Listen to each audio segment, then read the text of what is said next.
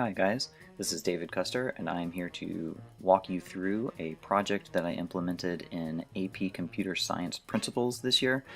This was a programming assignment where students were to, either by themselves or with a partner, develop an original program on a subject of their own choice. They could use any of the programming languages that we had previously discussed in class, so that could have involved Scratch. What you're looking at right now is Python, Sketch, App Inventor, Alice. These are all different platforms that we worked with throughout the year. Students were required to submit a screencast of their program running. That's what I'm about to show you here in a second on the screen now. The students also had individual written responses about their program and development process, and then finally their entire program code had to be submitted to me with annotations showing how they used abstraction and algorithms in their program code. So here's an example of the student running her project. I'll just play a couple of seconds so you get the idea. A card game, and the card game you chose was War. And so when you start running the code, it shows the instructions, and then you press enter, and each round keeps going until the card count equals 0. And then you get the idea. It plays the game of War for her. So that was my first tool. The second tool that I chose to use was back-channel chat. I used back-channel chat to facilitate group discussions. I really had hoped that I could have used it to let students communicate with each other, but turns out that's one of the paid features, and I do not have a paid account. But back-channel chat did allow me to have group discussions and brainstorming sessions with all of my class. I could start by asking a question, and then students could weigh in. They could add videos, or they could add images of what they were thinking. It was pretty easy to use. The only trouble was I just needed to have a separate back-channel chat for every discussion I wanted to have so that they weren't all dogpiled into the same chat room.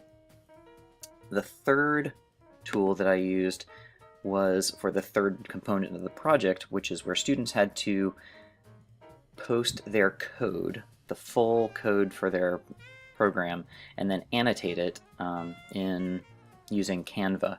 So this worked out pretty well. They ended up making pretty basic PDFs, but it worked out all right. You see the rectangle here.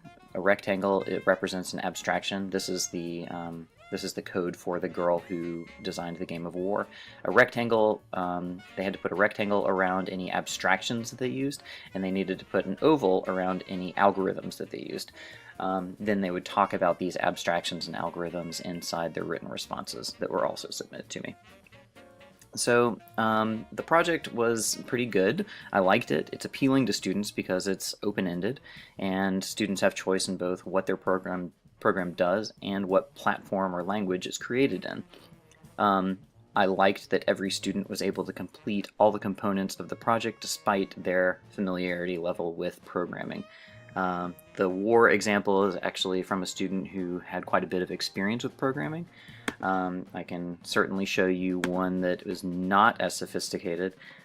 This student just made a block dodging game, and as you can see, just moved the block back and forth.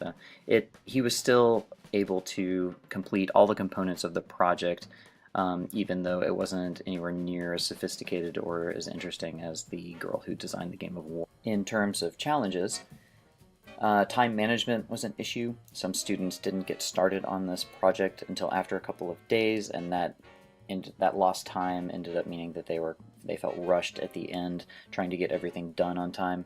I also ran into some issues with screencasting.